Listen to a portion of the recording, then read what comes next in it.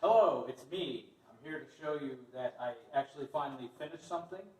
I'm excited because number one, it gets crap off my workbench, and number two, maybe I can make some money. Anyway, I put the hardware together, I bought the light, I wired it up, I even grounded it. The thing's hopefully somewhat safe. And the programming was done by my friend Andy and my friend Chaz. And I just wanted you to see how this functions. I did all the hardware. It comes on, see there's green light, and I got this cool thing that looks like a detonator because, you know, everything looks better when it detonates. But I just want to show you, step through the cycles here. I've got 12 different modes in it. 11 of them work. One of them I just had to ram out in the Arduino because I couldn't figure out how to make it work. Maybe later. But anyway, here we go. We got green on. We got yellow on. We've got red on. We've got all on. Let's see. Green, yellow, red. So this should be mode 4. Mode 5 should be all off. Mode 6 is pretty. Sometimes it takes a while to kick in. There we go. Mode 6 is all blink, so we can make it do all blinking. Mode 7 should be green blink. Sometimes it skips. Sometimes the trigger is a little trigger happy, but maybe we can get to it. That should be mode 6. And then mode 7 should be yellow. We've got yellow flash. We've got mode 8. Red flash. 8 whole modes. And you wouldn't believe the amount of programming it takes just to get a freaking light to blink. But anyway, I don't know where we are, but let's just go on to the next one. This one should be green and red alternating.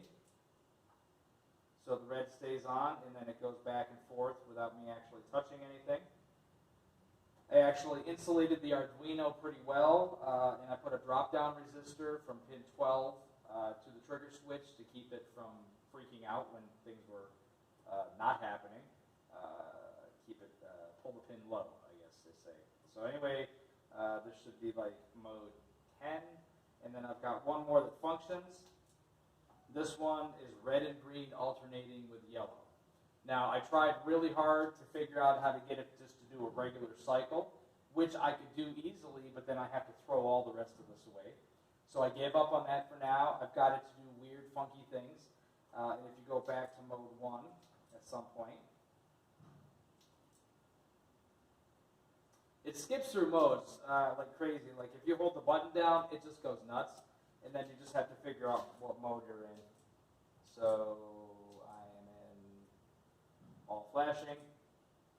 There should be green, flashing, yellow, red, green and red alternating, green and red alternating with yellow, and then back to mode 1. So sometimes it skips a mode and it's kind of a pain in the neck, but it does function. And if you just go back around again, you'll get on it. But we got green on, yellow on, red on. They're solid, they stay on. There's a relay inside, so it clicks, and if you like that, that's cool. If not, tough shit. Then we got all on. Forget the mode I'm on at this point.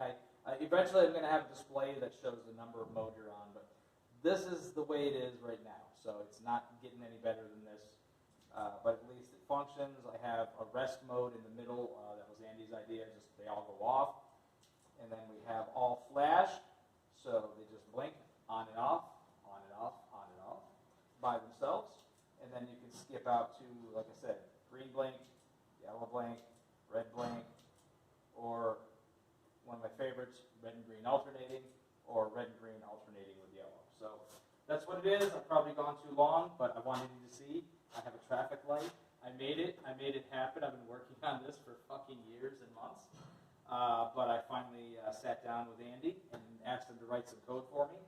It works fairly well. It really does. And I'm surprised my wiring hasn't set anything on fire.